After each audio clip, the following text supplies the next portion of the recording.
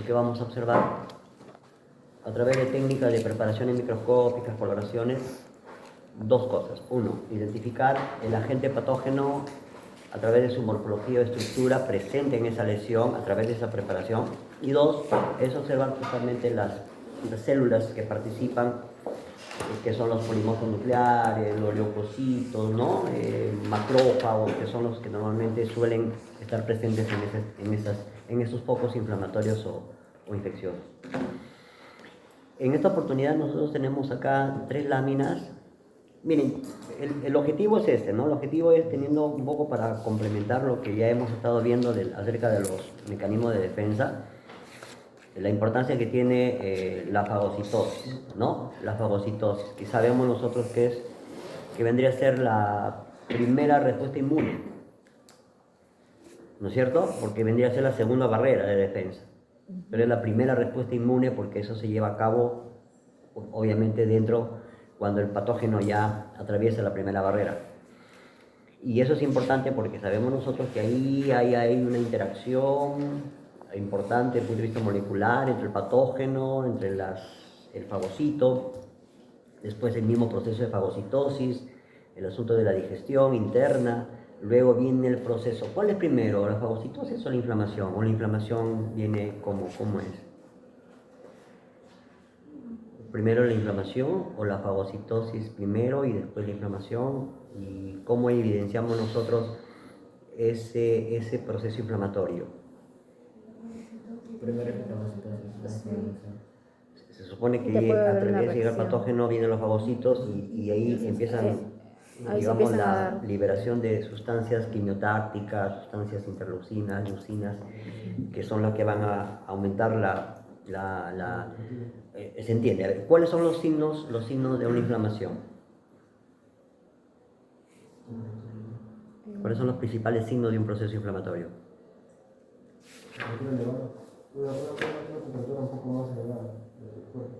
El cuerpo de la lesión, del lugar, digamos, de donde está el proceso infeccioso, o como hoy, porque cuando hablamos de fiebre ya es sistémico.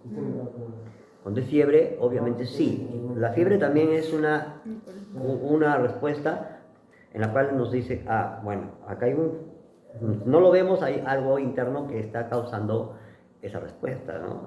Y ahí viene un proceso infeccioso. Pero ¿cuál es los otros signos? En la cual vemos nosotros y decimos, bueno, acá hay una inflamación, que por lo tanto significa que hay un proceso infeccioso. ¿Un enrojecimiento? Un enrojecimiento de la zona, ¿no? ¿Qué más? Dolor, hinchazón. Son los 3 signos que son característicos en los cuales se hace evidente, ¿no? Bien, entonces miren, yo acá tengo 3 muestras, 3 láminas ya preparadas.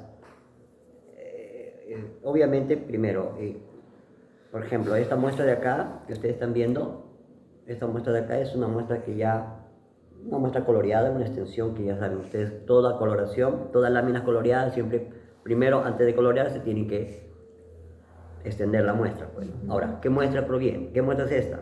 Es una muestra de esputo. ¿De quién?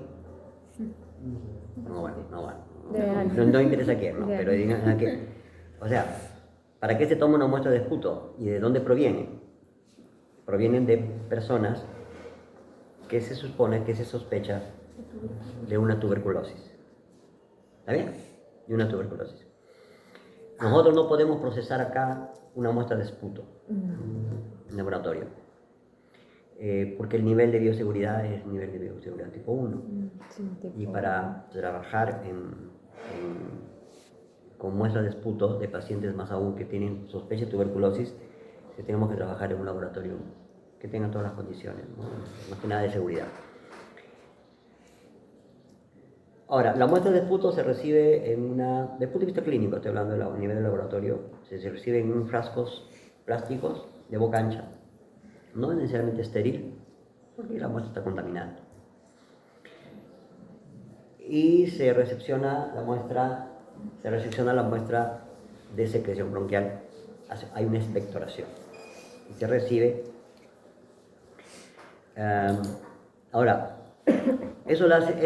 Se hace tomar al paciente. Ahora, cuando llega al laboratorio y se resecciona esa muestra, la persona que lo reciba pues tiene que tener cuidado porque está hablando de una muestra que está altamente contaminada.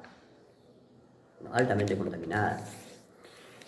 Entonces, obviamente se tiene que usar desinfectantes para poder nosotros limpiar la parte externa, porque siempre hay rasgos de gotitas que pueden quedar ahí, el paciente lo trae, y de repente lo trae en una bolsa, qué sé yo, lo guardado, pero está contaminada de esta manera. ¿Cómo se ha tomado la muestra? Entonces, y contamina, ¿no? Entonces se toma toda la precaución. Y luego esta muestra de acá, en el laboratorio, se extrae y se pone normalmente se suele usar un desinfectante que puede ser fenol, alcohol yodado, ¿no? Pero el fenol es un poquito más fuerte. Y se elige de la muestra la zona más viscosa, más purulenta, que tenga rasgo de sangre. Un palito. Y luego de ahí se procede a extender, ¿no? Se extiende la muestra. Y luego se hace una coloración.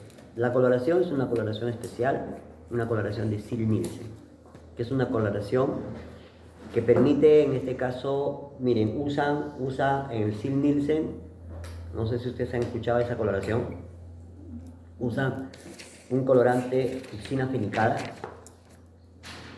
lo colocan el colorante en toda la superficie de la extensión y luego en el portaláminas, con el mechero pasamos debajo de la lámina y empezamos a calentar la muestra, el colorante con la muestra. Y luego vemos la emisión de vapores, los retiramos. Luego otra vez calentamos otro vapor, 3 a 4 vapores. Esa es la técnica. Pero no lo hervimos, no lo mantenemos ahí a que hierva, no. Escucha, porque si hierve, malogramos, ya saben que el calor, pues, ¿no? Si el calor nada más desnaturaliza, malogra la muestra. Listo. Y una vez que se hace eso, se deja enfriar, luego se lava, se elimina el exceso, como toda coloración, y se agrega el otro colorante, que es el colorante contraste. Entonces, el primer colorante es la fucina fenicada. Luego se lava, se agrega el alcohol ácido para decolorar, y se agrega el azul de metileno. Entonces, lo que están viendo ustedes acá prácticamente no están viendo el rojo de carbofucina, están viendo la coloración azul, que es todo el fondo que se ha visto, ¿no? Entonces vamos a ver al microscopio para observar dos cosas. Para poder identificar los polimorfos nucleares, que son las células es una respuesta a la infección, y vamos a ver los bacilos de Koch, que son los llamados bacilos ácido alcohol resistentes o BAR. Los BAR son bacilos ácido alcohol resistentes, porque en el procedimiento, una vez que hemos agregado la fucina fenicada, con el calor, ¿para qué es? Para que las células, ¿quién se va a colorear? ¿Por qué el calor y por qué el colorante? El colorante primero, luego el calor. ¿Para qué? Para que el colorante penetre ¿quién? ¿A dónde? La membrana. ¿Ah? No. La membrana. El colorante es para que ingrese la bacteria, para que coloree la bacteria. Lo que pasa es que la bacteria, si ustedes van a investigar, la bacteria tiene una pared celular con mucha o con gran cantidad de lípidos. A diferencia de normalmente ustedes saben que hay bacterias gram positivas, gram negativas, y las gram negativas tienen mayor cantidad de lípidos por la característica de su pared. Pero este bacilo, Mycobacterium tuberculosis, en su pared tiene además otros ácidos grasos o lípidos que se han identificado. Y eso lo hace tener una pared muy resistente. Por eso que la muestra a veces una persona tuberculosa expectora y lo deja en la calle, expectoración ahí, el bacilo está activo ahí.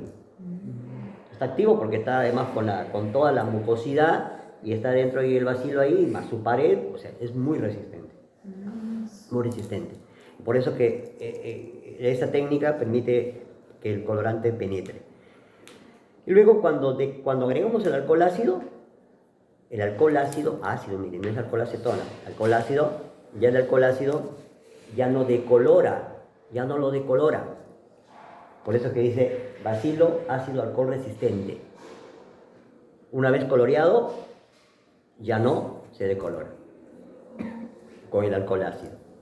Y luego agregamos la azafranina, perdón, disculpen, el azul de metileno y va a colorear todo el resto, el fondo.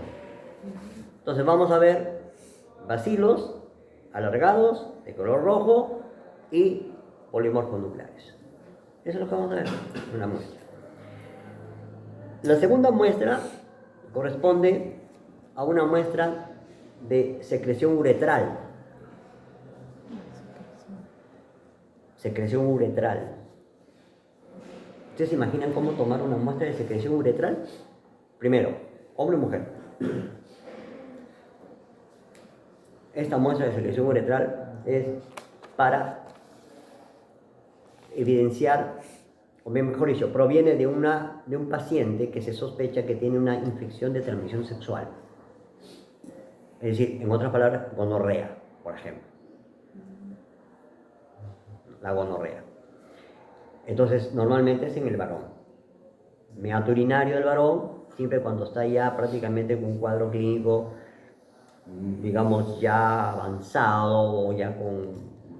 Bueno, ahí se hace evidente, ¿no? Entonces, además hay manifestaciones, dolor, al misionar, problemas. Entonces, hay una secreción purulenta en el meato urinario. ¿Cómo tomar esa muestra? ¿Cómo creen que se toma? La muestra del meato urinario, esa secreción purulenta que sale del meato urinario. Con hisopo. Con hisopo. La puntita. Con hisopo. Presiona y sale con un hisopo, se toma la muestra de secreción. Igual las secreciones vaginales, cuando hay sospechas, igual, es hisopado. Son hisopado uretral, hisopado vaginal, hisopado faringio, hisopado nasofaringio. O sea, la técnica es hisopados. ¿Con qué? Con el hisopo. Entonces, todo con cuidado se toma. Entonces se hace así, se extiende la muestra y una coloración grande. Entonces, acá ¿qué vamos a evidenciar? Presencia de bacterias. Y lo más importante, la cantidad de polimorfos nucleares que normalmente suele haber cuando hay un proceso infeccioso. Miren, cuando hay una infección, por ejemplo, del tracto urinario, por ejemplo, el tracto urinario, obviamente, las que normalmente las personas que suelen tener más infecciones del tracto urinario son las mujeres que los varones, ¿no? Entonces, y obviamente quienes han padecido de repente, las que están presentes en un problema de infección del tracto urinario, pues hay problemas. O sea, al misionar, ardor, dolor, orinas poco, etcétera, ¿no? En realidad son situaciones poquito, ¿por qué? Porque hay un proceso inflamatorio o infeccioso, perdón, a nivel renal, ¿no? Por infección externa que ha ingresado bacterias y es bacteriano, ¿no? Entonces, hay ese cuadro. Entonces, muestra de orina. La muestra de orina normalmente tiene un color normal, pero a veces cuando ya hay un proceso inflamatorio, la muestra de orina a veces se torna un poquito turbia, ¿no? A veces hay un olor diferente, porque también se ven, digamos, se aprecia ese tipo de cambios, ¿no? O a veces hay secreciones. Entonces, tomamos una muestra de orina. También se tiene que tomar orina de una manera, en frasquitos limpios, a veces estériles, limpios, no necesariamente. Si se va a hacer un cultivo, sí es estéril. Y luego la muestra se homogeniza, se pasa a un tubito de ensayo, se centrifuga, se elimina el sobrenadante y queda un sedimento, ¿no? Ese sedimento se hace una observación en un montaje húmedo, o sea, una lámina portaobjeto y una laminilla. Vamos al microscopio, ¿qué vemos? Si hay infección, obviamente bacterias, porque ahí lo vemos solamente 400 aumentos, bacterias, pero ¿qué es lo que más observamos donde ya evidenciamos que hay un proceso infeccioso? Leucocitos, glóbulos blancos, en la muestra de orina. Y eso es ya prácticamente una sospecha, ¿no? Que hay un proceso infeccioso. Ahora, ¿quién es la causa? ¿Cuál es la causa? Ya eso se hace otras pruebas. O sea, lo que se hace acá desde el punto de vista microscópico, a través de preparaciones microscópicas, son técnicas que permiten diagnosticar de manera preliminar. Pero ya, obvio, si yo veo una muestra de esputo y digo, mucha, observo bacilos, por lógica, bueno, ya la persona tiene tuberculosis. Tiene tuberculosis. Ahora, ¿se hace cultivo? ¿Para qué se hace el cultivo? ¿Para qué se hace el cultivo microbiano? De la muestra. La muestra, y hago la coloración, pero aparte de la muestra, hago el cultivo. ¿Para qué? Para identificar. Para identificar. Cultivo para aislar. Para... Cultivo es para aislar. Y luego del aislamiento viene la identificación. Ya es la identificación, ¿cierto? Entonces son las técnicas microbiológicas que permiten justamente ya complementar el diagnóstico, ¿no? Y otra muestra que vemos acá es una muestra que corresponde a una muestra de una lesión. Miren, puede ser una muestra biopsia. ¿Sabe lo que es una biopsia? Para decantar células cancerígenas. No necesariamente. Un fragmento de un tejido. Exacto, es un pedacito, es un fragmento, sí, de tejido. Entonces, ustedes han escuchado hablar de, justamente les han compartido una información, un link donde pueden ustedes ver sobre procesos de fagocitosis. Miren, ¿saben lo que es la leishmaniasis? Lo que conocemos como UTA. La leishmaniasis, así como hay tuberculosis por una bacteria, así como hay gonorrea por una bacteria, que es una enfermedad respiratoria, tuberculosis. La gonorrea es una infección de transmisión sexual. En el caso, por ejemplo, de la leishmaniasis, es una enfermedad, o sea, sí, son patologías, enfermedades que es causado por un parásito. O sea, tuberculosis es causado por una bacteria, Mycobacterium tuberculosis. La gonorrea es causada por una bacteria, que es la Neisseria gonorrea. La leishmaniasis es causada por un protozoario, que es un parásito protozoo, que es, en este caso, la leishmania, ¿no? La leishmania. Y que es transmitido por un insecto, por un vector. Al picar, ahí inyecta la forma infecciosa del parásito. Y cuando inyecta, obviamente, pues, ¿no? O sea, la persona que es picada por un zancudito, por un mosquito, lo primero que se hace es barrascarse, ¿no? ¿Listo? Normal, ahí no pasa nada. Pasa el tiempo, días, meses, y empieza a ver ya una zona o ya un poquito se va a, digamos, hay una cierta lesión, como una, ¿cómo le llaman? Un granito, por decir así, un granito, ¿no? Y después ese granito se va extendiendo, y normalmente se va formando una úlcera, se ulcera. Es diferente a un absceso. Un absceso es un granito que se llena de pus. Y se inflama. ¿Para dónde? Para el tercer piso, A nivel de la piel, depende, varía, ¿no? Y además varía de otros factores, ¿no? Por ejemplo, está hablando de una úlcera. ¿Quién no ha tenido un absceso? ¿Alguna vez han tenido un absceso? Un absceso, miren, es un granito. Por ejemplo, los que de alguna forma tienen un proceso de acné, por ejemplo, ¿sí? Son granitos que se llenan de pus. Sí, sí, sí. A veces hay abscesos grandes Sí. que se llenan de pus. Sí. Por ejemplo, un orzuelo, que es chalazo es diferente, orzuelo, que ocurre acá en La he visto. aquí, justamente en la base de las pestañas, es un globito que se llena de pus. O a veces una lesión que tengan en cualquier parte del cuerpo, esa lesión, un puntito, se llena de pus. Ya, esos son abscesos. Ya, o sea, abscesos. Y que la úlcera es diferente.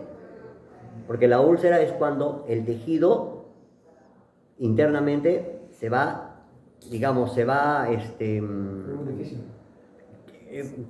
bueno, o sea, se va, digamos, el tejido se va destruyendo, como se dice, se va degradando el tejido, ¿no? Ahora, ¿por qué ocurre eso? Porque la respuesta inflamatoria que ocurre ahí, los patógenos se están reproduciendo, entonces se están creciendo, están aumentando, y al aumentar necesitan estar en tejido, ¿no? Y la úlcera se caracteriza porque es un borde elevado, redondo, ¿no? El absceso no tiene un centro, como se dice, digamos, de tejido vivo, no, sino simplemente se eleva, se hincha, como se dice, ¿no? Entonces, el parásito se encuentra, si se sospecha de la leishmaniasis, se encuentra en el borde de la úlcera. Entonces, ¿cómo sabemos eso? Hacemos una incisión o hacemos un cortecito del borde y podemos tomar una pequeña muestra del tejido. Y esa es una biopsia. Una biopsia, y ese tejido lo que podemos hacer es, miren, ponerlo acá en una lámina, lo ponemos así y lo extendemos. Porque en ese tejido hay obviamente resto de células, el líquido linfático, ¿no? de la lesión. O simplemente se corta, se hace un borde y sale un líquido viscoso. Hay un corte, cuando hay un corte de una zona, pues sangra un poquito, y hay digamos, líquido viscoso. En ese líquido viscoso se toma una muestra y se hace una extensión en una lámina. ¿Entiendes?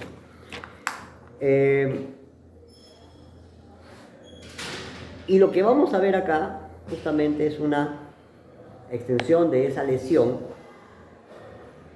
En este caso es una muestra no directamente de la úlcera de una persona, sino lo que pasa es que en su oportunidad hace mucho tiempo, de la úlcera, en la cual es positivo y se ha demostrado, se obtiene un aspirado. Se obtiene el aspirado. Y en ese aspirado vas a encontrar la forma evolutiva del parásito con células defensivas que están ahí. Es una mezcla, digamos así. Y eso se inocula en la patita posterior de los hámster. Ustedes conocen los hámster. Las patitas posteriores de los hámster se inoculan en la parte como se espera en la base se inocula, y se introduce ese líquido. Y en ese líquido están los parásitos. Entonces, ¿qué es lo que se va a hacer ahí? Después de un tiempo, obviamente va a haber una respuesta inflamatoria y las patitas se va a hinchar, se hincha, entonces al cortar sale líquido, y ese líquido es el que se pone acá. Entonces acá vamos a observar la forma evolutiva del parásito, de la leishmania, que se encuentran en macrófagos. Entonces, el objetivo de las tres muestras es para que ustedes observen cómo es la respuesta inflamatoria o la respuesta, o sea, provienen, repito, ya sea una esputo, ya sea la secreción uretral, provienen de zonas donde hay un proceso infeccioso, inflamatorio.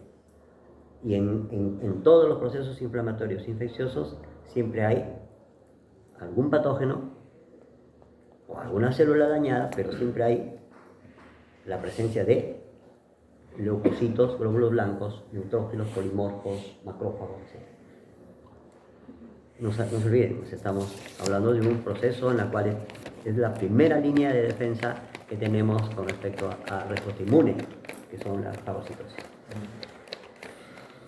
Ya, entonces vamos a enfocarlo. Vamos a enfocar la primera muestra. Yo lo voy a poner acá y ustedes una gotita aquí. Y luego, ¿qué hacemos? De frente pasamos al de inversión. Esto es lo que hacemos, nada más. Y luego enfocamos con el tornillo micrométrico. ¿Ya? Listo. Una vez que ya está enfocado, ahora vamos a poner un poquito más de luz. Listo. Y solamente movemos el tornillo micrométrico, no vemos más. Solamente el tornillo micrométrico acá. Acá. Abrimos un poquito el diafragma, totalmente el diafragma, lo abrimos totalmente el diafragma, y está el tope. Un poquito más de luz acá y listo. Ya. Observen este campo. Y ahora ustedes observen este campo y ahora sí, moviendo el tornillo micrométrico, van a identificar justamente primero las bacterias, que están de color rojo, alargadas, y los polimorfos, los leucocitos que van a ver. No muevan, por favor, no muevan la pinza, el charriot, acá, no muevan esa parte de acá, solamente el tornillo micrométrico, acá. A ver, identifiquen, observen. La madre sí se ve bien. Uy, no se ve, ¿no? Pero son los alargados, me imagino, ¿no? Los alargados son las bacterias. Ajá. Y el resto deben ser leucocitos. Están bien bonitas. ¿Qué? ¿Tú ya pasaste, no? No he ido ya. No, ya pasé. ¿Ya pasé? Sí que Lo pasé. pasó Sandoval, parece. ¿Te acuerdas?